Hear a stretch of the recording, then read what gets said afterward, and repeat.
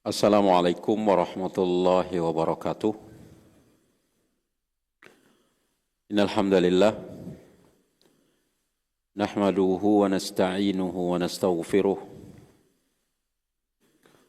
na'udzu billahi min syururi anfusina wa sayyiati a'malina. Man yahdihillahu fala mudilla lahu wa may yudlilhu fala hadiyalah. Ashhadu an la ilaha illallah wahdahu la syarika lahu wa ashhadu anna Muhammadan abduhu wa rasuluh. Allahumma salli ala Muhammadin wa ala ali Muhammad kama sallaita ala Ibrahim wa ala ali Ibrahim innaka Hamidum Majid. Allahumma barik ala Muhammadin wa ala ali Muhammad kama barakta ala Ibrahim wa ala ali Ibrahim innaka Hamidum Majid. Ya ayyuhalladzina amanu taqullaha haqqa tuqatih wa la tamutunna illa wa antum muslimun. Ya ayyuhan nasu taqu rabbakumul ladzi khalaqakum min nafsin wahidah wa khalaqa minha zawjaha وبث منهما رجالا كثيرا ونساء واتقوا الله الذي تساءلون به والأرحام إن الله كان عليكم رقيبا يا أيها الذين آمنوا اتقوا الله وقولوا قولا سديدا يصلح لكم أعمالكم ويغفر لكم ذنوبكم ومن يطع الله ورسوله فقد فاز فوزا عظيما أما بعد فإن أصدق الحديث كتاب الله وخير الهدي هدي محمد صلى الله عليه وعلى آله وسلم وشر الأمور محدثاتها وكل محدثة بدعة وكل بدعة ضلالة وكل ضلالة في النار. إخوة الإيمان, Bapak Ibu, ikhwan dan akhwat fillah, a'azzanallahu jami'an. Alhamdulillah, siang hari menjelang sore ini kita berkumpul di dalam masjid yang penuh barokah ini. Berkumpul di dalam majlis ilmu Raudhatun min riyadil jannah, taman di antara taman-taman surga. Majlis yang dihadiri oleh para malaikat, majlis yang di dalamnya tidak akan pernah rugi orang-orang yang ikut duduk dan berkumpul di dalamnya. Majlisnya para nabi, majlisnya para solihin, dan majlisnya orang-orang yang ingin dekat kepada Allah Subhanahu wa ta'ala. Semoga waktu yang kita luangkan beberapa menit ke depan ini dapat menjadi saksi di hadapan Allah Jalla Jalaluhu. Kita memanfaatkan waktu tersebut karenanya dan untuk ibadah kita kepada Allah Subhanahu wa ta'ala. Bapak Ibu, ikhwan dan akhwat fillah, azanallahu jami'an. Pada kesempatan bulan yang lalu kita telah menyampaikan beberapa keutamaan dari surat Al-Fatihah. Dan salah satu di antara yang kita sampaikan pada kesempatan tersebut adalah bahwa Imam Ibnul Qayyim dalam salah satu ucapannya mengatakan, dan itu sebetulnya berdasarkan salah satu hadis yang meskipun hadis itu dinyatakan dhaif oleh sebagian para ulama, bahwa Allah Tabaraka wa Ta'ala telah menurunkan sekian kitab, dan kemudian kandungan dari sekian banyak kitab itu terangkum di dalam 4 kitab, yaitu Zabur, Injil, Taurat, dan Al-Quran. Dan rangkuman dari keseluruhan 4 kitab besar itu terdapat di dalam Al-Quran. Dan rangkuman dari Al-Quran itu ada di dalam surat Al-Fatihah. Dan semua syariat, semua isi daripada Al-Quran itu, dan termasuk semua isi dari surat Al-Fatihah itu terangkum dalam satu ayat yang Allah Subhanahu wa taala mengatakan iyyaka na'budu wa iyyaka nasta'in. Dan sebetulnya kita pada bulan yang lalu tersebut tidak mengungkap makna atau tafsiran dari surat Al-Fatihah tersebut. Kita hanya menyebutkan sebagian kecil dari keutamaan dari surat Al-Fatihah. Dengan izin Allah Subhanahu wa taala, hari ini kita akan menyampaikan beberapa keutamaan dari surat Al-Baqarah. Surat Al-Baqarah. Apa yang kita ketahui tentang surat Al-Baqarah, Pak?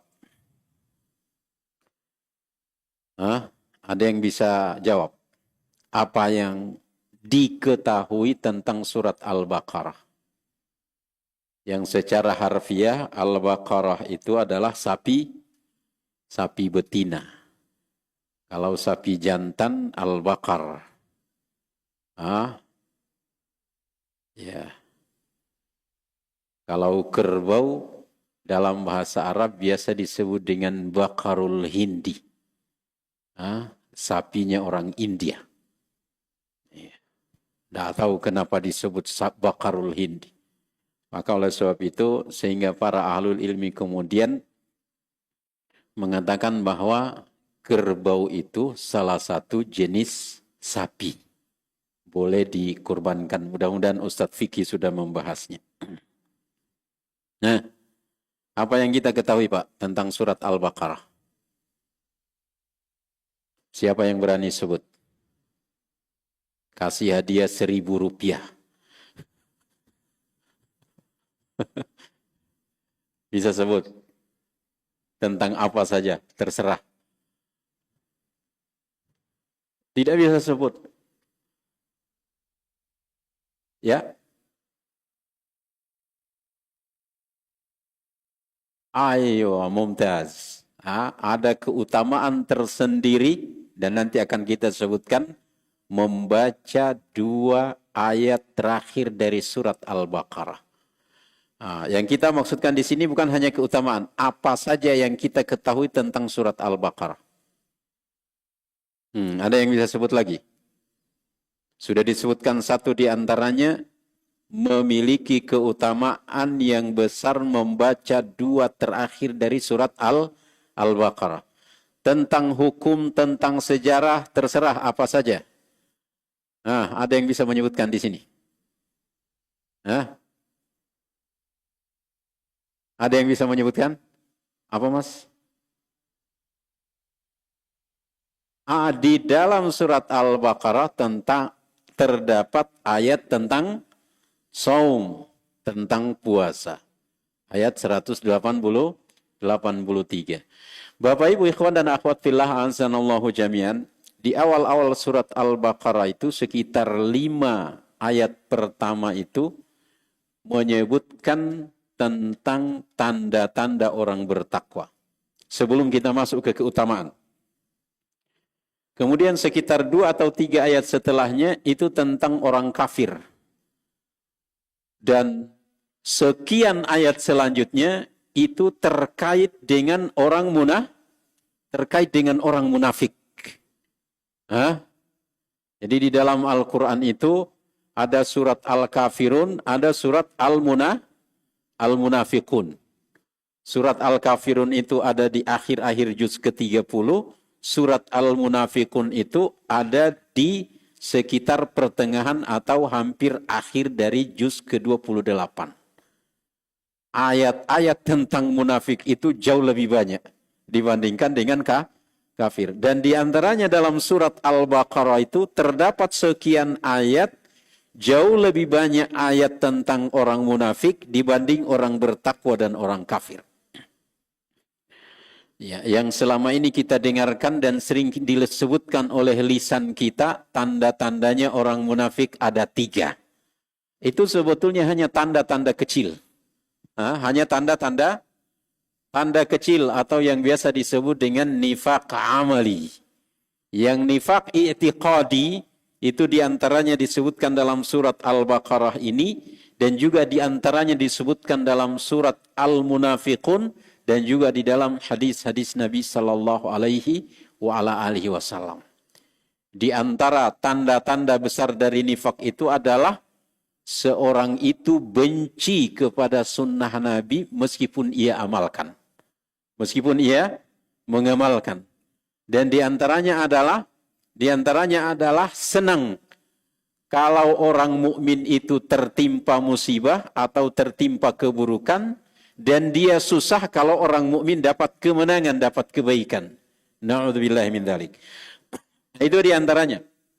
Ya, diantaranya adalah yang sangat masyhur di dalam surat Al-Baqarah ini adalah kaitannya dengan kisah penyembelihan sapi betina.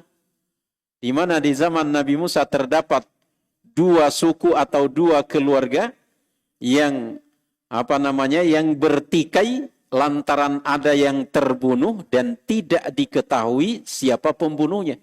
Tidak bisa diungkap pembunuhnya. Lalu kemudian turun ayat Allah Subhanahu wa taala mengatakan, kalian diperintahkan untuk menyembelih sapi betina.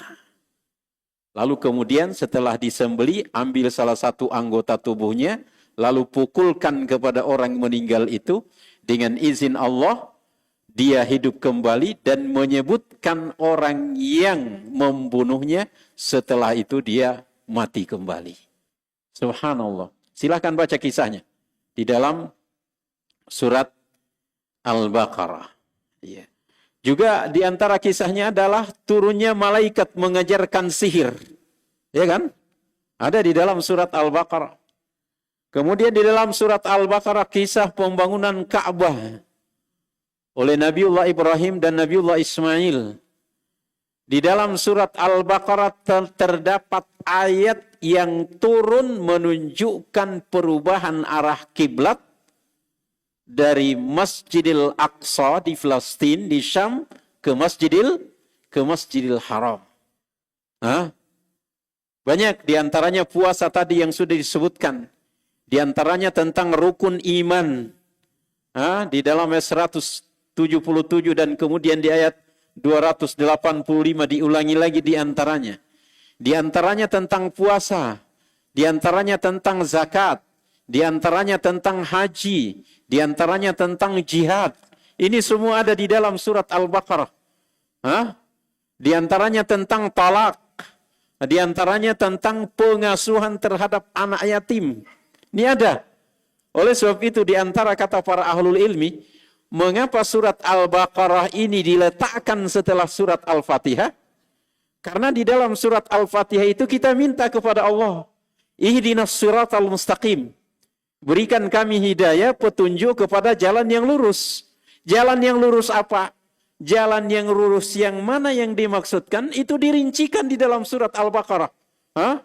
Jalan yang lurus itu setelah akidah, tauhid, asma wa sifat, tauhid uluhiyah, tauhid rububiyah di dalam surat Al-Fatihah, itu dirincikan tentang hukum-hukum di dalam surat Al-Baqarah. Tentang hukum puasa, tentang rukun iman, tentang haji, tentang talak, tentang nikah. Di antaranya tentang kisah Nabi Daud berhadapan dengan pasukan Talut.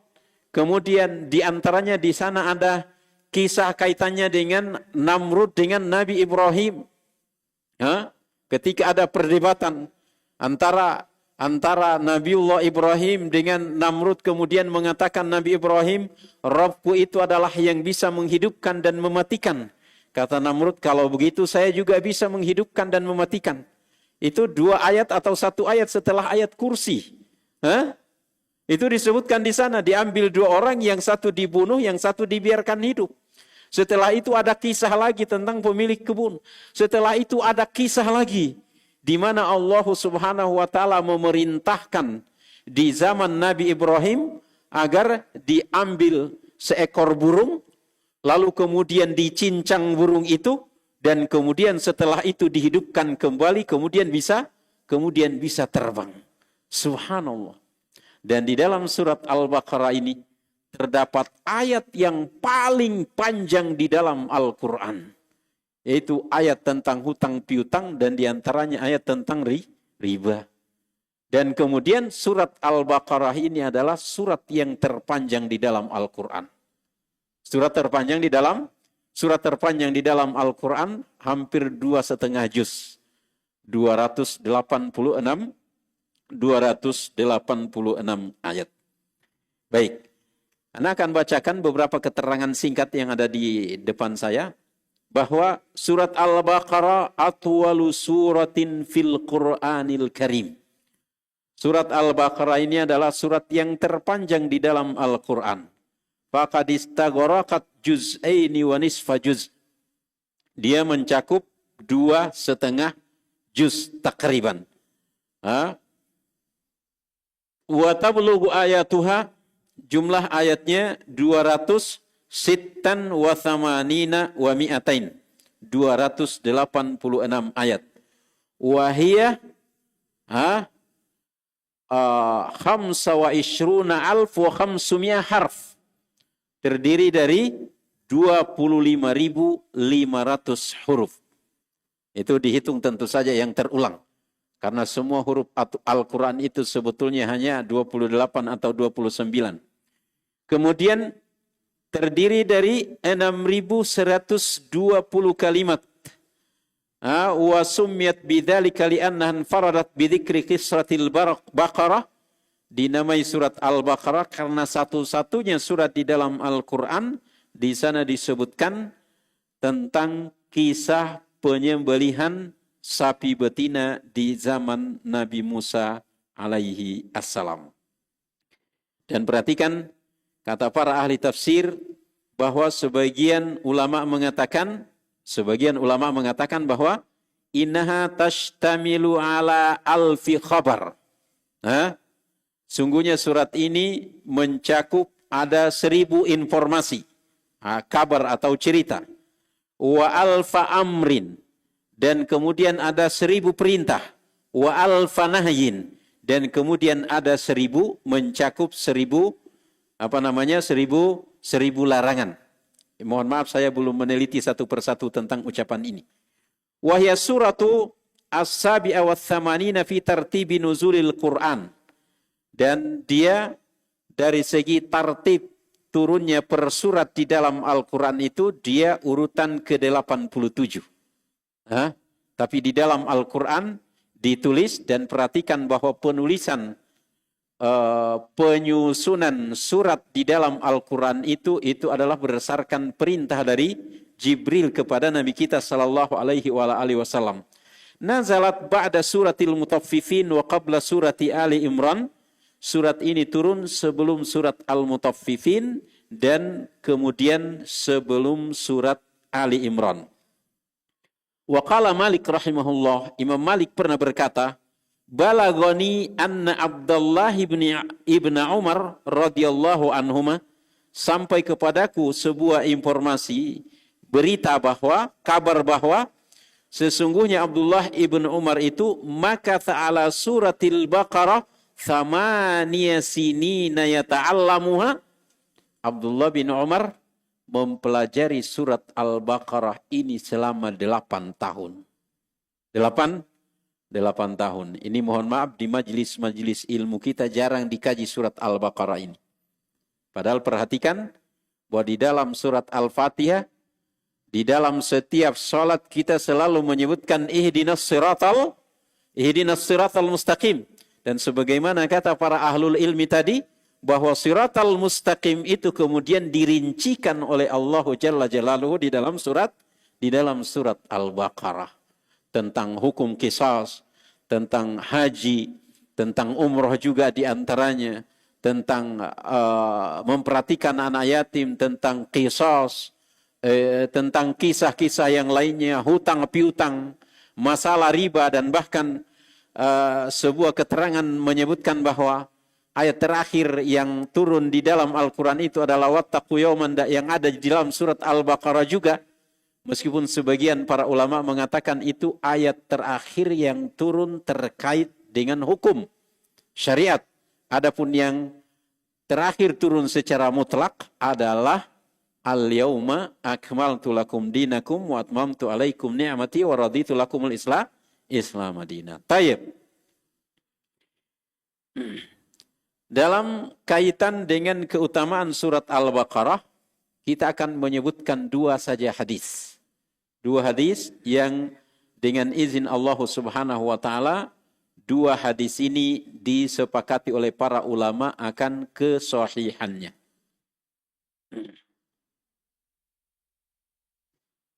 Hadis yang pertama, hadis riwayat Imam Muslim. An Abi Umamah Al-Bahili radhiyallahu anhu qala sami'tu Rasulullah sallallahu alaihi wasallam yaqul. Dari Abu Umamah Al-Bahili radhiyallahu anhu, beliau berkata, aku mendengarkan Rasulullah sallallahu alaihi wasallam bersabda, Iqra'u surat Al-Baqarah. Bacalah oleh kalian surat Al-Baqarah. Fa inna akhdaha barakah. Karena sesungguhnya mengambilnya itu adalah keberkahan. Sebagian mengartikan akhdaha di sini adalah menetapinya. Menetapinya. Arti harfiahnya adalah mengambilnya. Sesungguhnya menetapi atau mengambil surat Al-Baqarah itu adalah terdapat keberkahan. Wa tarkaha khasrah. Meninggalkannya adalah kerugian. Wala yastati'uhal batalah. Dan para tukang sihir tidak akan mampu melakukannya. Ini faidah keutamaan yang sangat besar, Bapak Ibu ikhwan dan akhwat fillah azanallahu jami'an. Bacalah oleh kalian surat Al-Baqarah, karena sesungguhnya mengambilnya atau menetapinya terdapat barakah. Wa tarkaha, mengambilnya adalah, meninggalkannya adalah kerugian, dan tidak akan mampu melakukannya para tukang sihir. Ini menunjukkan kepada kita bahwa secara lahiriah dari hadis ini, bahwa dengan rajin membaca Al-Quran itu akan mendatangkan barokah. Akan mendatangkan barokah. Barokah untuk pribadi kita, barokah untuk keluarga kita, barokah untuk harta benda kita, barokah untuk rumah tangga kita, barokah untuk harta benda kita, dan seterusnya. Maka perhatikan ikhwatal iman azanallahu jami'an, oleh sebab itu disebutkan banyak kisah tentang hal ini. Ya meskipun itu semua tidak berdasarkan hadis yang secara jelas, tapi ada tajribah, pengalaman para orang-orang dulu dengan rajin membaca surat Al-Baqarah, rezekinya dilapangkan oleh Allah Subhanahu wa taala. Dengan rajin membaca surat Al-Baqarah, hatinya ditenangkan oleh Allah Subhanahu wa taala. Dia harmonis dalam berumah tangga, anak-anaknya semuanya soleh-soleh dan lain sebagainya. Dan semua itu adalah cakupan dari sabda Nabi Sallallahu Alaihi Wasallam, mengambil atau menetapi surat Al-Baqarah itu terdapat keberkahan, wa tarkaha hasrah, meninggalkannya adalah kerugian. Ya. Betul Bapak Ibu ikhwan dan akhwat fillah azanallahu jami'an. Kalau kita mau banyak uang, ya tentu saja kita harus berdagang, mencari uang. Kalau kita ingin makan yang enak, maka kita harus memasak dan lain sebagainya, meminum dan seterusnya. Tapi perhatikan ikhwatal iman azanallahu jami'an. Barakah itu adalah bukan hanya sebatas kita makan yang enak. Bukan hanya sebatas kita tidur di atas tempat tidur yang empuk. Kita bukan hanya sebatas kita berkendaraan yang mewah, yang baru dan lain sebagainya. Tapi di sana ada hal yang lebih penting, bahwa apakah itu dapat menenangkan jiwa kita, membuat batin kita tenang. Apakah itu dapat membuat rumah tangga kita harmonis? Apakah itu membuat anak dan keturunan kita rajin sholat, rajin membaca Al-Quran, dan seterusnya dan seterusnya. Dan itulah itulah keberkahan sebetulnya yang sesungguhnya, dan diantaranya dapat mengantarkan kita kepada membawa ridho dan rahmat Allah Subhanahu wa taala. Bacalah oleh kalian riwayat Imam Muslim surat Al-Baqarah, karena sesungguhnya mengambilnya menetapinya adalah barokah, meninggalkannya adalah kerugian. Jangan-jangan kemudian terkadang kita berupaya mencari rezeki dan lain sebagainya, tidak mendatangkan keuntungan dan seterusnya dan seterusnya. Kita tidak ada damai dalam rumah tangga kita. Hati kita tidak pernah puas. Tidak pernah kita tenang dan lain sebagainya. Jangan-jangan kita karena jarang membaca Al-Quran, diantaranya jarang membaca surat Al-Baqarah. Wala yastati'uhal batalah, dan tidak akan mampu dilakukan oleh para tukang sihir. Para ulama mengatakan, dan nanti akan kita sebutkan keterangan lebih lanjut, maksudnya di sini adalah yang pertama, orang-orang tukang sihir itu tidak akan mampu menghafal surat Al-Baqarah. Itu yang pertama. Yang keduanya, sebagian para ulama mengatakan bahwa para tukang sihir tidak akan mampu memudaratkan orang-orang yang rutin atau rajin membaca surat Al-Baqarah. Karena diantaranya nanti akan kita bacakan salah satu hadis bahwa sesungguhnya syaitan itu lari dari rumah yang di dalamnya dibacakan surat Al-Baqarah. Karena bagaimanapun juga syaitan, jin itu memungkinkan bisa masuk ke dalam rumah kita. Apalagi di dalam toilet misalnya. Itu tempatnya itu. Maka kalau ada yang memburu jin dan lain sebagainya, tidak perlu diburu kemana-mana, Pak. Tinggal tungguin aja di rumah. Tidak perlu diburu kemana-mana. Tempatnya di kuburan, di hutan, di rumah-rumah yang tidak dihuni, di pasar. Di pasar tuh banyak jin itu. Tidak perlu diburu kemana-mana. Tinggal nungguin aja pasar udah buka, banyak itu di pasar-pasar. Ngapain diburu kemana-mana? Ya. Wala yastati'uhal batalah. Ada beberapa faedah dari hadis ini. Di antaranya adalah yang dimaksud dengan selalu menetapinya, yaitu akhdaha tadi, menetapi surat ini adalah merutinkan membacanya, memahami kandungan dan mengamalkannya. Merutinkan membaca, memahami kandungan, dan juga mengamalkan. Ya. Tapi perhatikan bahwa awal hadis ini dan dalam hadis yang lain juga disebutkan, iqra'u, bacalah. Maka andai pun kita hanya sampai pada batas membaca, itu sebetulnya sudah membawakan keberkahan yang sangat besar. Apalagi kalau kita mengkajinya. Kita berharap kalau ada bapak-bapak di sini yang pengurus, atau mungkin ibu-ibu yang pengurus taklim, ya sekali-sekali bikin kajian surat Al-Baqarah. Kalau perlu tulis besar-besar. Malam ini kita Al-Baqarahan. Al-Baqarahan. Ya, jangan surat yang lain melulu. Sekali-sekali Al-Baqarahan. Jelas faedahnya, Pak. Hadis tidak ada yang menyoroti kaitannya dengan keabsahan hadis ini. Merutinkan membacanya.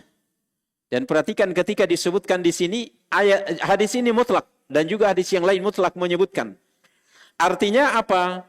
Bahwa kalau kita membacanya dari awal surat Al-Baqarah sampai khatam, itu bagus. Itu bagus. Ya, membacanya ya kurang lebih mungkin 1 jam 1/4. Ya, kurang lebih seperti itu.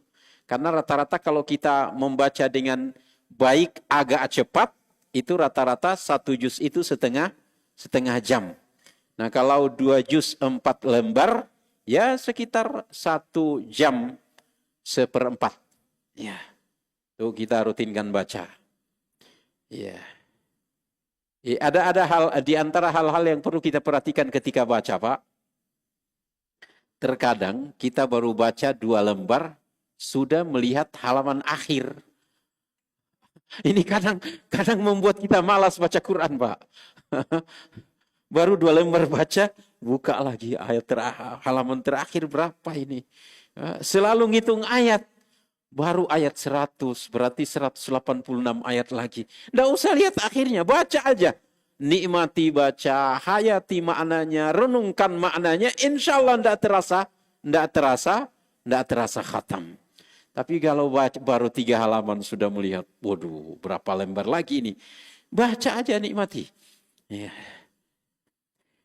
Tapi kalau seandainya, subhanallah, para ulama pun menyebutkan keterangan seperti itu bahwa seandainya pun kita hanya membaca beberapa ayat, mungkin baca 2 lembar, 3 lembar, 10 ayat, 20 ayat, itu sebetulnya sudah termasuk membaca surat Al-Baqarah. Meskipun mengkhatamkannya itu jauh lebih baik.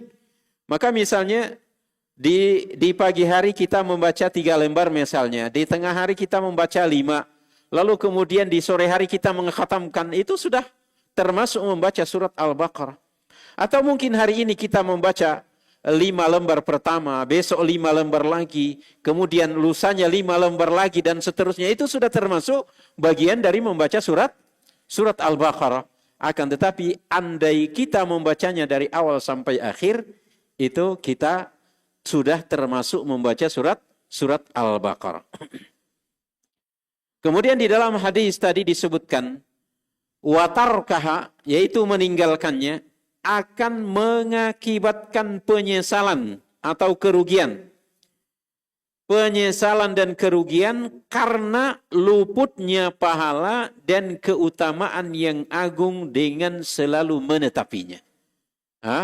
Tidak ada keutamaan bahwa syaitan lari dari rumah kita, bahwa kita mendapatkan pahala 1 huruf 10 kebaikan dan seterusnya. Itu yang dimaksud dengan kerugian. Dan di antaranya juga sebagaimana tadi di awal sudah disebutkan oleh Bapak yang ada di depan ini, bahwa 2 ayat terakhir itu sudah mencukupi memiliki keutamaan yang sangat besar meskipun seorang tidak qiyamul lail. Misalnya setiap hari dia merutinkan qiyamul lail, suatu ketika ternyata dia ngantuk tapi dia sempat membaca 2 ayat terakhir dari surat Al-Baqarah, maka itu sudah cukup mendatangkan keberkahan baginya meskipun tidak bangun mendapatkan qiyamul lail. Dan makna lain oleh para ulama, dia dicukupkan oleh Allah sehingga dia tidak akan ditimpa suatu kesulitan. Dia tidak akan ditimpa suatu kesulitan. Itu faedah kedua dari hadis ini, bahwa kerugian yang dimaksud di sini ketika meninggalkannya adalah luput dari pahala dan keutamaan yang sangat agung dengan menetapi surat Al-Baqarah.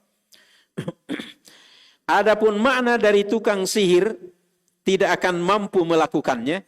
Tadi di dalam ujung hadis itu, sesungguhnya tukang sihir wala yastati'uhal batalah, tukang sihir tidak akan mampu melakukannya adalah yang pertama, tidak mampu menghafal surat ini. Yang kedua, tidak mampu mengganggu orang yang selalu membacanya. Membaca surat Al-Baqarah. Ini pun perlu diperhatikan ikhwatal iman a'azzanallahu jami'an. Maka kalau kita misalnya merasa diganggu jin, merasa kena sihir dan lain sebagainya, udah rutinkan aja baca surat Al-Baqarah. Rutinkan baca surat Al-Baqarah. Tidak perlu mencari misalnya tukang ruqyah kemana-mana dan lain sebagainya. Rutinkan membaca surat Al-Baqarah. Dan manakala memungkinkan, pelajari maknanya.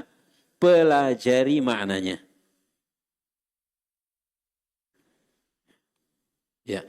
Kata al-batalah, kalimat terakhir dalam hadis itu adalah para pelaku kebatilan atau kerusakan. Dalam hadis ini artinya adalah para pelaku sihir. Sebagaimana yang ditafsirkan oleh salah seorang rawi hadis ini, dan penafsiran ini benar. Karena mereka adalah orang-orang yang selalu berbuat syirik dan berusaha dan membuat kerusakan di muka bumi. Oleh sebab itu, di zaman Umar Ibnul Khattab, beliau mengatakan bahwa balasan dari tukang sihir itu adalah dipenggal lehernya. Dan kalau Bapak Ibu ikhwan dan akhwat fillah azanallahu jami'an membaca suatu kitab Al-Kabair, dosa-dosa besar oleh Az-Zahabi, salah satu di antaranya adalah mempelajari atau mengamalkan sihir. Yang mana sihir ini pun di antaranya disebutkan di dalam surat Al-Baqarah. Wattaba'u ma tatlus syayatinu ala mulki Sulaiman wa ma kafara Sulaiman walakinna syayatina kafaru yu'allimuna an-nasa sihir dan seterusnya. Kemudian di antara keutamaan surat Al-Baqarah itu adalah bahwa menjauhkan rumah dan anggota keluarga dari keburukan dan tipu daya syaitan. Menjauhkan diri, menjauhkan rumah dan anggota keluarga dari keburukan dan tipu daya syaitan. Subhanallah. Nabi yang mulia alaihi salatu wassalam bersabda, la taj'alu buyutakum maqabir. Hadis ini riwayat Imam At-Tirmidzi. Jangan kalian jadikan rumah-rumah kalian seperti kuburan. Inna syaitana, sesungguhnya syaitan itu yanfiru minal baiti, lari dari rumah, alladzi tuqra'u fihi suratul Baqarah, yang di dalam rumah itu dibacakan surat Al-Baqarah. Ini pegang erat ini Bapak, Ibu, ikhwan dan akhwat fillah azanallahu jami'an. Selama rumah kita di dalamnya dibacakan surat Al-Baqarah, insya Allah syaitan tidak akan masuk. Atau syaitan yang ada di dalamnya pasti akan lari. Ya, meskipun kata para ulama juga yang memungkinkan lari, namun setelah itu kembali lagi. Sebagaimana ketika di azan syaitan itu lari. Namun kemudian setelah azan dikumandangkan selesai, maka dia datang lagi. Iqamah dikumandangkan, lari lagi. Iqamah berhenti, selesai dikumandangkan, datang lagi. Ya, maka semakin sering kita membaca di dalamnya semakin bagus. Sama dengan sebuah hadis yang wallahu taala alam bisawab, mudah-mudahan bulan lalu pun telah kita sebutkan, bahwa ketika seorang itu di sore hari masuk ke dalam rumahnya, lalu dia membuka pintu rumahnya dengan membaca bismillah, maka syaitan mengatakan, la mabita lana al-yaum, malam ini kita tidak dapat tempat nginap. Karena dia masuk rumah dengan membuka pintu membaca bismillah, membuka ataupun menutup. Dan kalau seorang itu makan malam membaca bismillah, syaitan pun mengatakan kita tidak dapat asya, kita tidak dapat makan malam hari ini atau malam ini. Maka oleh sebab itu, jazakallahu khair. Oleh sebab itu ikhwatal iman azanallahu jami'an, ketika kita masuk rumah membaca bismillah, lalu kemudian mau makan malam membaca bismillah, syaitan sudah ketika itu sudah mengatakan kita tidak dapat tempat nginap, juga tidak dapat makan malam. Apalagi mungkin sebelum tidur atau setelah maghrib di dalam rumah kita baca lagi surat Al-Baqarah dan seterusnya, subhanallah. Maka wajarlah kemudian kalau orang yang selalu membaca Al-Quran di dalam rumahnya, selalu membaca di antaranya surat Al-Baqarah, terkadang baru di pagar rumahnya saja kita sudah terkesan. Rumah ini aurah orang yang ada di dalamnya, aurah ketenangan. Tidak ada maksiat, tidak ada ini dan lain sebagainya. Mengapa? Karena malaikat-malaikat selalu menghadiri rumah itu dan syaitan jauh darinya. Tapi bayangkan kalau di dalamnya kita hanya main game. Bayangkan kalau di dalam rumah kita hanya menonton dan melihat hal-hal yang diharamkan oleh Allah Subhanahu wa taala. Na'udzubillah. Yang ada di dalamnya adalah ghibah. Yang ada di dalamnya adalah membicarakan keburukan orang. Ketika itu syaitan akan berkerumun, maka tidaklah heran kalau terkadang duduk saja di dalamnya kita tidak tenang, ngobrol saja dengan penghuninya kita tidak tenang dan lain sebagainya. Mengapa? Karena rumahnya penuh dengan syaitan. Wal'iyazubillahi ta'ala. Jadi yang jelas bahwa kata Nabi yang mulia alaihi salatu wassalam, jangan kalian jadikan rumah-rumah kalian seperti kuburan, karena sesungguhnya syaitan itu lari dari rumah yang di dalamnya dibaca surat Al-Baqarah. Keutamaan yang lain, bahwa di dalam surat Al-Baqarah terdapat ayat kursi yang merupakan ayat paling agung di dalam Al-Quran. Di dalam surat Al-Baqarah terdapat ayat kursi yang merupakan ayat paling agung di dalam Al-Quran. Sebagaimana Nabi SAW pernah bertemu dengan Ubay bin Ka'ab radhiyallahu anhu. Lalu Rasulullah SAW bersabda kepadanya, "Ya Abul Munzir," wahai Abul Munzir, Ubay bin Ka'ab, "Atadri ayya ayatin min kitabillahi ma'aka a'zam?" Apakah engkau ketahui ayat apa yang ada di dalam Al-Quran yang paling agung? Qala qultu Allahu la ilaha illa huwal hayyul qayyum. Abul Munzir, yakni Ubay bin Ka'ab, kemudian mengatakan, ayat paling agung di dalam Al-Quran adalah Allahu la ilaha illa huwal hayyul qayyum. Qala, Ubay bin Ka'ab kemudian mengatakan, fadaraba fi sadri wa qala, wallahi la yahnikal ilmu Abul Munzir. Liuhanni'akal ilmu Abul Munzir. Kata Nabi SAW, demi Allah, ilmu akan menjadi kesenangan bagimu, wahai Abul Munzir. Sabda Nabi SAW menunjukkan bahwa betul kata Abul Munzir, bahwa yakni Ubay bin Ka'ab, ayat paling agung di dalam Al-Quran adalah ayat kursi. Kemudian, ini tadi yang sudah disebutkan di awal, dua ayat terakhir dari surat ini merupakan sebab dicukupkannya seorang hamba dari segala keburukan dan dimudahkan baginya banyak kebaikan. Dua ayat dari surat ini merupakan sebab dicukupkannya seorang hamba dari segala keburukan dan dimudahkan baginya banyak kebaikan.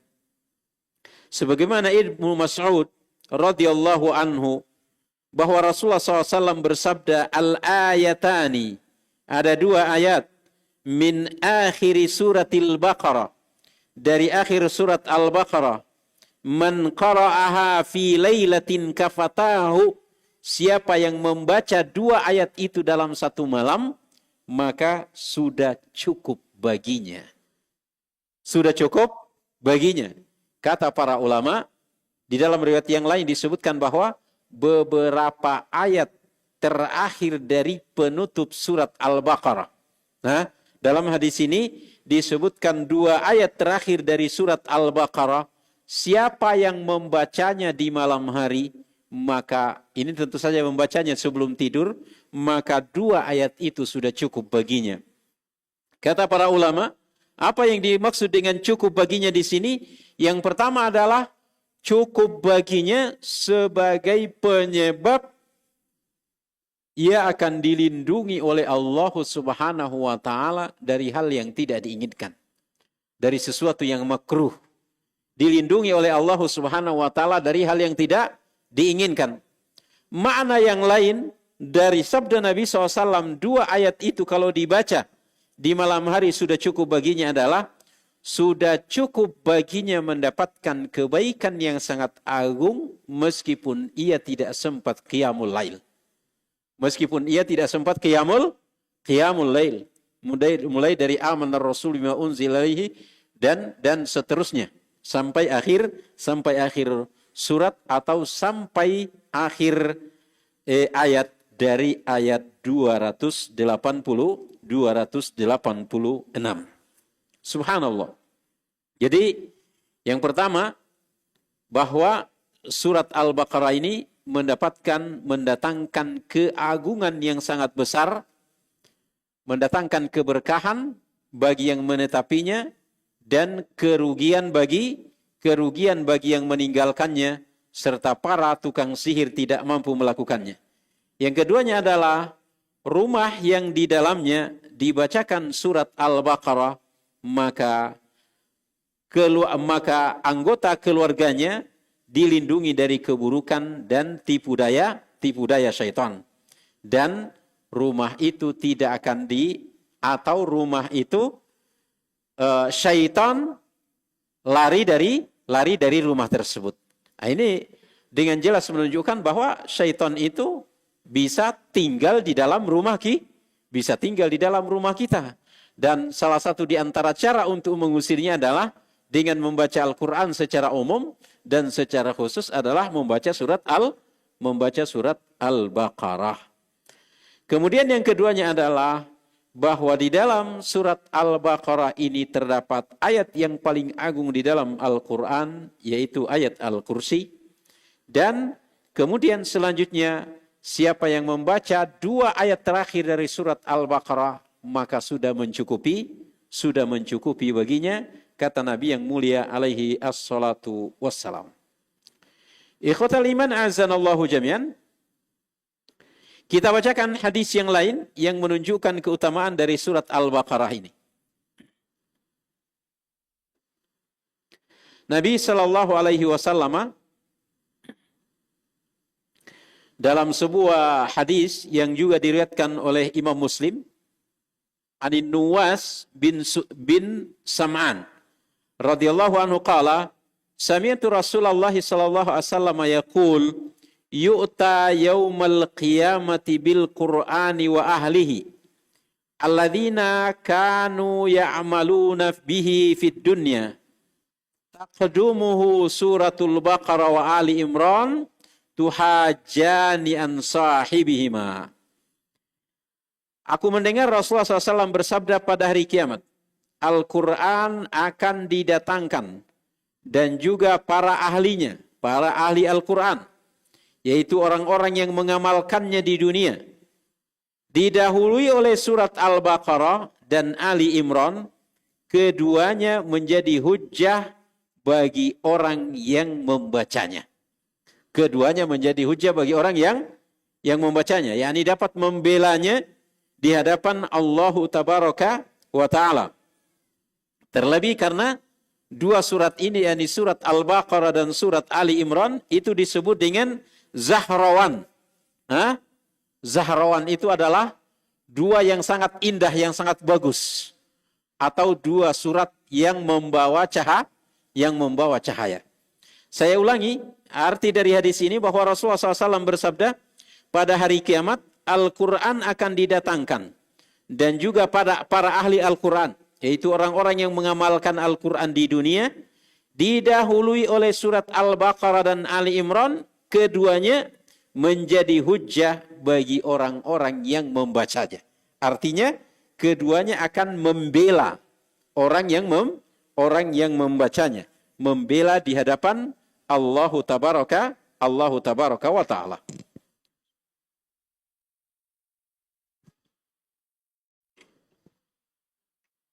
Beberapa faedah dari hadis ini. Yang pertama, bahwa Al-Quran akan memberi syafaat kepada orang yang membacanya pada hari kiamat. Ini sudah sering kita sampaikan. Yang kedua, ilmu itu harus diikuti oleh amal. Sebagaimana tadi disebutkan bahwa yang mengamalkannya, wa ahlihi. Tidak ada manfaat dari ilmu yang tidak diamalkan. Maka ilmu akan menjadi bumerang bagi pembacanya pada hari kiamat yang tidak mengamalkan. Jadi sekali lagi bahwa ilmu itu harus diikuti dengan amal dan itulah yang akan bermanfaat. Dan kalau tidak demikian maka itu akan mencelakakan kita. Na'udzubillah. Faedah ketiga dari hadis ini adalah hadis ini menunjukkan keutamaan membaca surat Al-Baqarah dan surat Ali Imran. Terutama sekitar 10 ayat terakhir dari surat Ali Imran. Ya. Kemudian selanjutnya adalah surat Al-Baqarah. Penamaan surat berasal dari syariat yang sifatnya tauqifiyah. Penamaan surat itu tauqifiyah. Yang dimaksud tauqifiyah itu adalah tidak boleh ada pendapat manusia di dalamnya. Tidak ada ijtihad para ulama di dalamnya. harus berdasarkan dalil. Itu tauqifi. Berdasarkan dalil. Di antaranya di sini disebutkan takdumu suratul Baqarah, suratu Ali Imran. Kemudian surat Al-Baqarah dan Ali Imran disebut dengan Zahrawan. Tadi sudah disebutkan. Di dalam hadis yang lain disebutkan bahwa dua surat itu adalah Zahrawan. Dua yang membawa cahaya. Dua surat yang sangat indah, sangat bagus. Diriwayatkan oleh Imam Muslim. Ya. Kemudian selanjutnya adalah keadaan manusia pada hari kiamat bersama Al-Quran berbeda-beda. Keadaan manusia pada hari kiamat berbeda-beda tergantung pada bagaimana ia menjalankan Al-Quran di dunia. Ia membacanya dengan benar, memahaminya dengan benar, mengamalkannya dengan benar. Ada orang yang mungkin hanya mendapatkan pahala, namun kemudian ada orang di samping mendapatkan pahala, Al-Quran juga menjadi benteng baginya, menjadi tameng baginya, dan menjadi hujjah yang akan membelanya di hadapan Allahu Jalla Jalaluhu. Kemudian selanjutnya orang yang baca Al-Quran ada dua macam. Orang yang tidak mengamalkan Al-Quran dan tidak mengimaninya dan tidak mengamalkan hukumnya. Sedangkan yang kedua adalah orang yang mengimani, membenarkan dan mengamalkan. Jadi ada yang tidak mengamalkan, juga tidak mengimani dan tidak mengamalkan hukumnya. Ada yang mengimani, memahaminya dengan benar dan kemudian membenarkan atau mengamalkan hukum-hukum yang ada di dalamnya. Maka tergantung bagaimana kita masuk kemana kita ke dalam kelompok-kelompok tersebut. Yang selanjutnya, faedah dari hadis yang kita bacakan tadi, siapa yang membaca Al-Quran tetapi tidak mengamalkannya, ia tidak mengharamkan apa yang Allah haramkan dan tidak menghalalkan apa yang Allah halalkan dan tidak meyakini keagungan Al-Quran, maka ia bukan ahlul Quran. Dan tidak mungkin Al-Quran menjadi pemberi syafaat untuknya pada hari kiamat. Jadi siapa yang membaca Al-Quran namun tidak mengamalkan, tidak mengharamkan apa yang diharamkan Allah, menghalalkan apa yang dihalalkan oleh Allah Subhanahu wa taala, maka tentu saja di akhirat nanti Al-Quran tidak akan memberi syafaat untuknya dan tidak akan membelanya. Yang akan dibela oleh Al-Quran adalah orang yang membaca Al-Quran, memahaminya dengan benar, mengamalkannya dengan benar, dan mengimani Al-Quran itu dengan cara yang benar. Ikhwatal iman a'azanallahu jami'an, kurang lebih itulah diantara faidah-faidah dari hadis yang tadi kita bacakan, bahwa nanti Al-Quran, sekaligus hadis ini menunjukkan keutamaan surat Al-Baqarah. Nanti Al-Quran akan didatangkan pada hari kiamat bersama dengan ahlinya. Ahlul Quran itu adalah orang yang membaca, memahami dan mengamalkan. Dan kemudian diawali oleh surat Al-Baqarah dan surat Ali Imran. Dan kedua surat itu akan menjadi hujjah bagi orang yang membaca, mengamalkan dan mengamalkan Al-Quran. Terkhusus dalam hal ini adalah surat Al-Baqarah. Baik, ikhwatal iman a'azzanallahu jami'an. Sebelum kita tutup, ada beberapa pertanyaan yang sampai ke kami.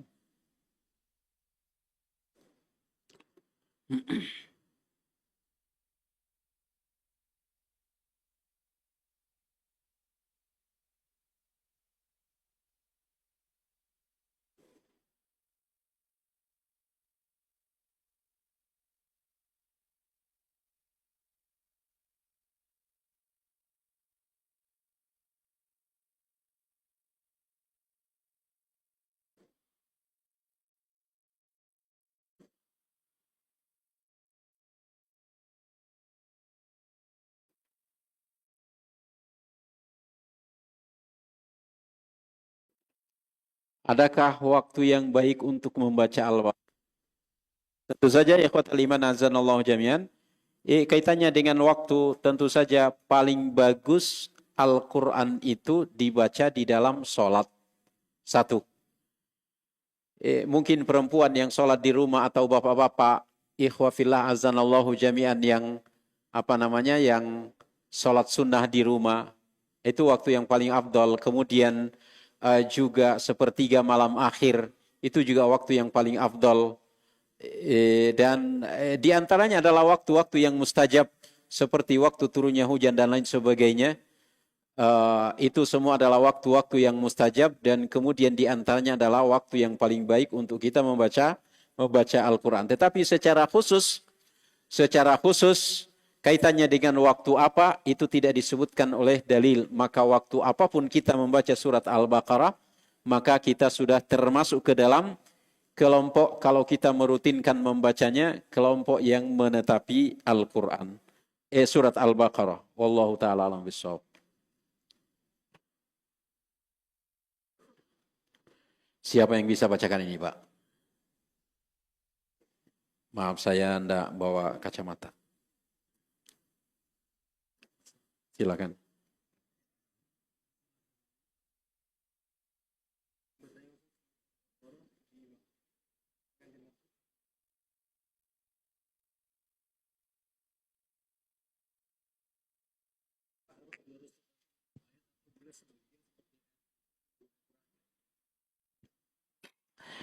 Iya, tadi sudah kita sebutkan bahwa kaitannya dengan apakah surat Al-Baqarah itu harus dibaca semuanya dari awal sampai akhir 286 ayat atau surat-surat tertentu saja.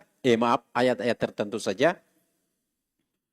Yang pertama, bahwa sudah kita sebutkan tadi, kita membaca salah satu ayat di dalamnya atau beberapa ayat, itu sudah termasuk membaca surat Al-Baqarah. Sudah termasuk membaca surat Al-Baqarah. Akan tetapi kita membacanya dari ayat 1 sampai ayat 286 khatam setiap hari, maka itu yang paling bagus. Itu yang paling bagus. Tetapi andai misalnya di pagi hari kita membaca beberapa lembar atau 100 ayat, lalu kemudian di sore hari baca 100 lagi, sebelum tidur lalu kemudian dikhatamkan, itu juga tidak ada masalah.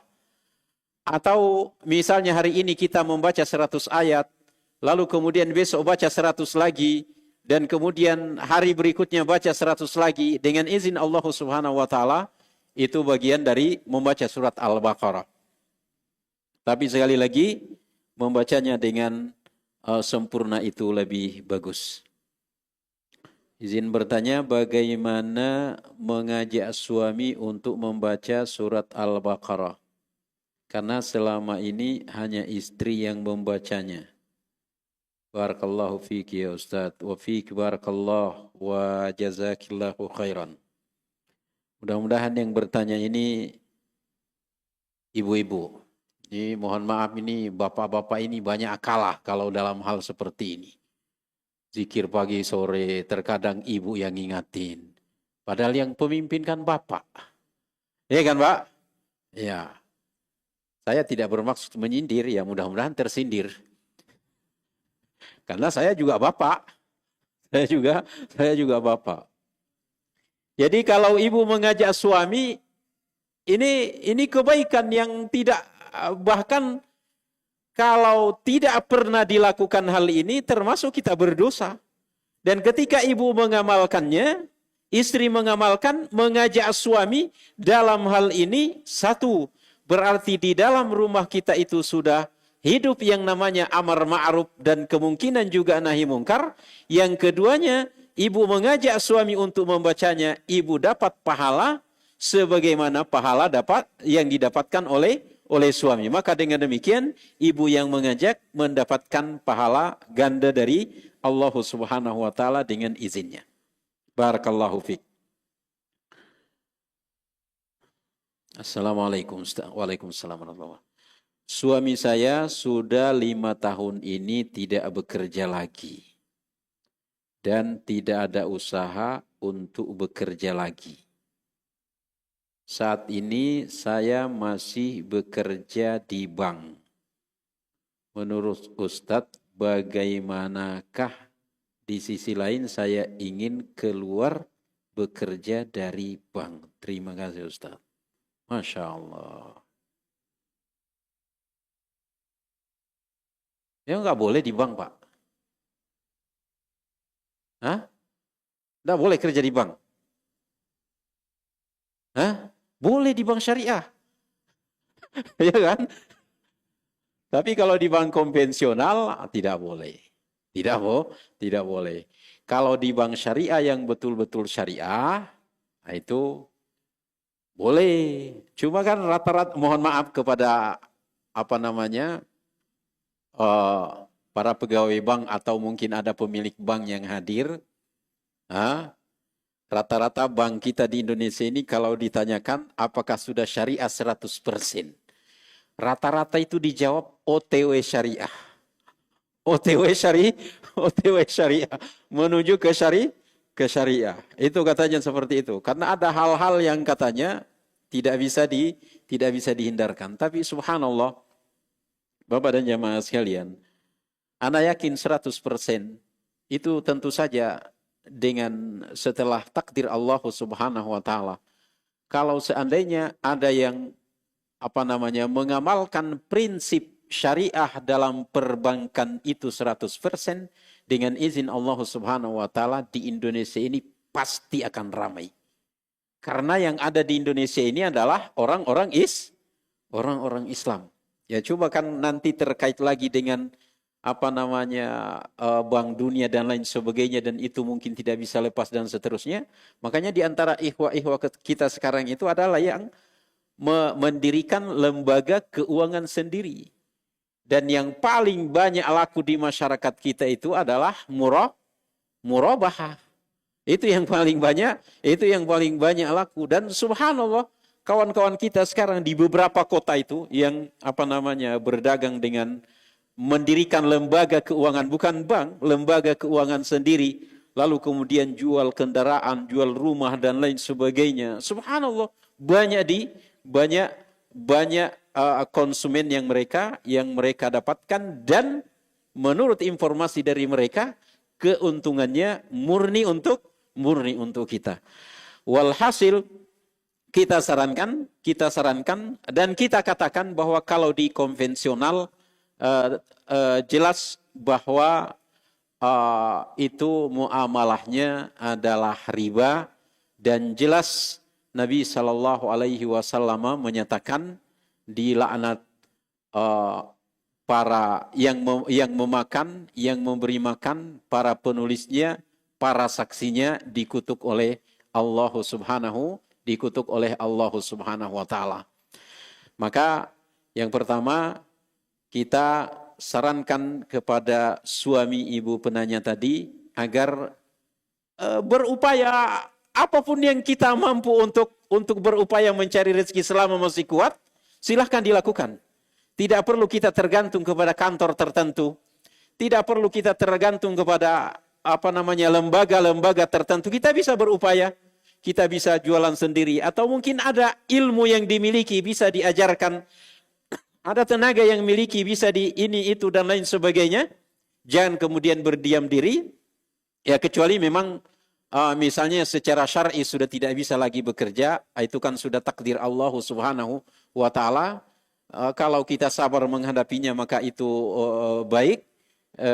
Namun kita sarankan kalau memang masih kuat dan masih mampu berupaya, lakukan apa yang bisa diupayakan. Dan kita berharap agar ibu penanya tadi dimudahkan oleh Allah Subhanahu wa taala untuk keluar dari pekerjaan tersebut, dan kalau memang mampu mengadakan sebuah bank syariah atau lembaga keuangan syariah, maka itu bagus. Karena subhanallah Bapak dan jamaah sekalian, beberapa waktu yang lalu kurang lebih 70 kali pertemuan saya mengikuti daurah dari seorang syekh di Jeddah tentang perbankan syariah. Dan itu tadi yang kita sebutkan bahwa salah satu di antara yang banyak dilakukan oleh kaum muslimin itu adalah murabahah. Dan murabahah ini tidak mesti kita hanya jualan tertentu. Di sana ada perwakilan. Di sana ada perwakilan, mau enggak?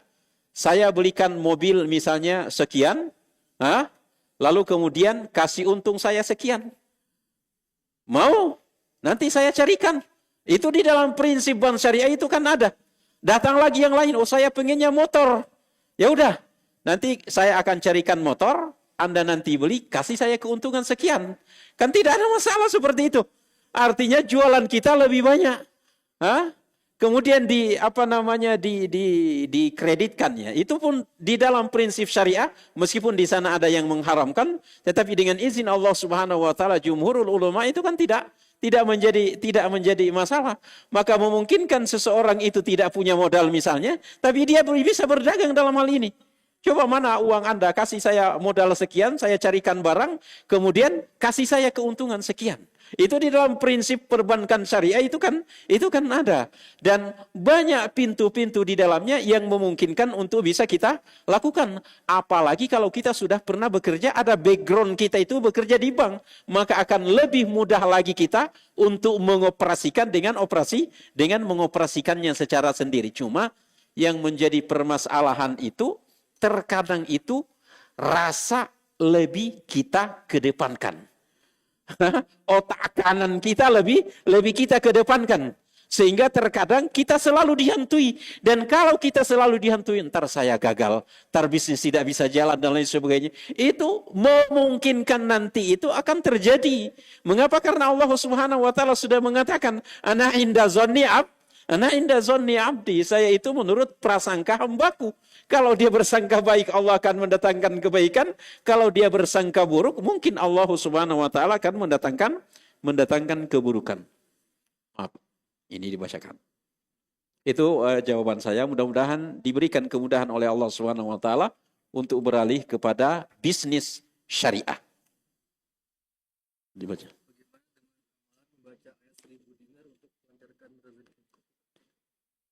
Waduh, 1000 dinar mana lagi nih?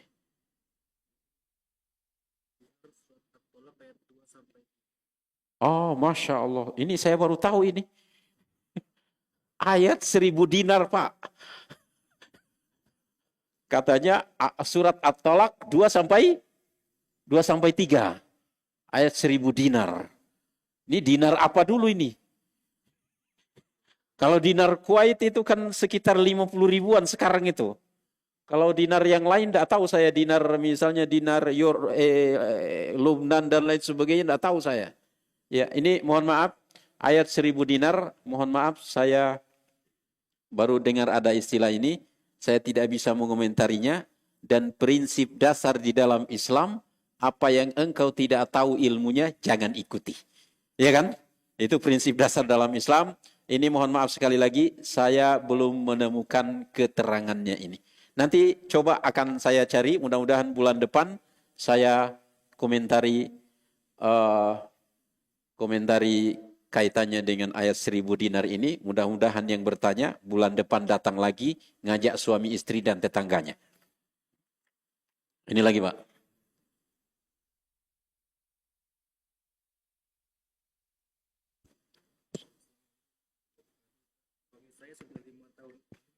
Oh, sudah tadi itu. Ini.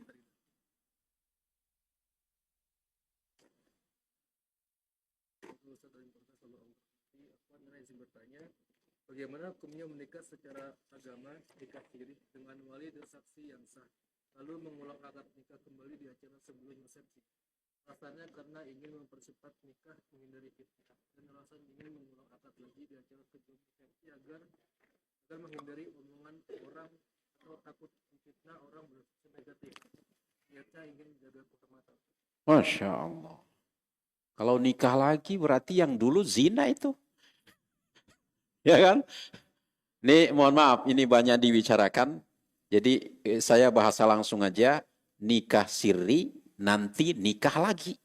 Kalau nikah lagi, berarti yakin dia bahwa selama ini dia belum nikah, ya enggak Pak?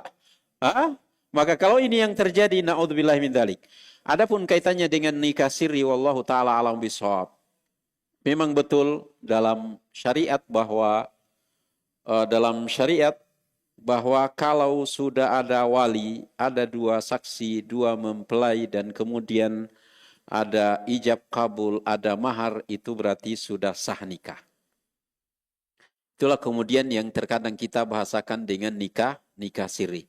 Tapi subhanallah, saya sudah bertanya kepada para ulama, beberapa orang ahlul ilmi di luar negeri, di samping di Indonesia tentu saja, kalau memang menjadi persyaratan di sebuah negara itu harus dicatatkan di pemerintahan, maka mestinya itu diikuti.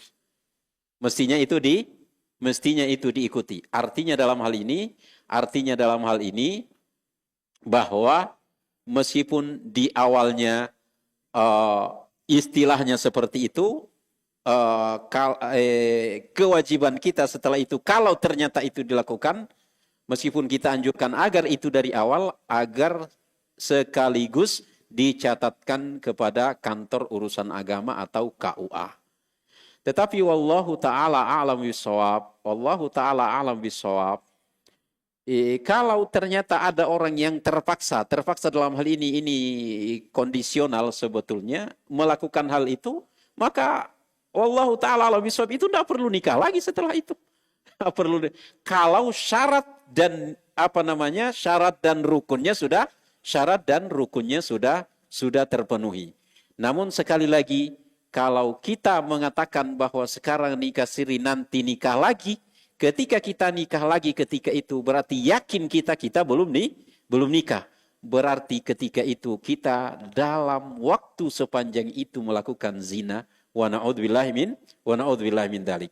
Namun sekali lagi, nasihat para ulama, meskipun itu tidak tercantum di dalam dalil syariat kaitannya dengan pencatatan, maka nasihat para ulama itu bagian dari mengikuti ulil amri, maka itu harus diikuti. Tapi kita ingin mengatakan, karena juga ada fatwanya, di antaranya fatwanya Syekh bin Baz, yang menunjukkan ketika keterpaksaan, tentu saja terpaksa dalam hal ini tergantung di mana kita berada dan siapa kita dan bagaimana kondisi kita saat itu.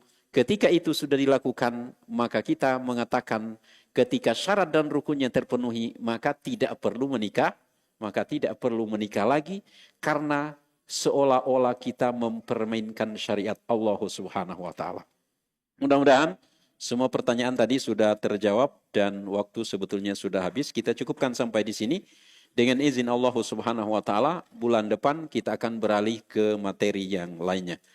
Barakallahu fikum jami'an. Semoga Allah Subhanahu wa taala senantiasa meluruskan akidah, pemahaman dan amal ibadah kita dan menjadikan kita di atas sunnah Nabi sallallahu alaihi wasallam hingga akhir hayat kita.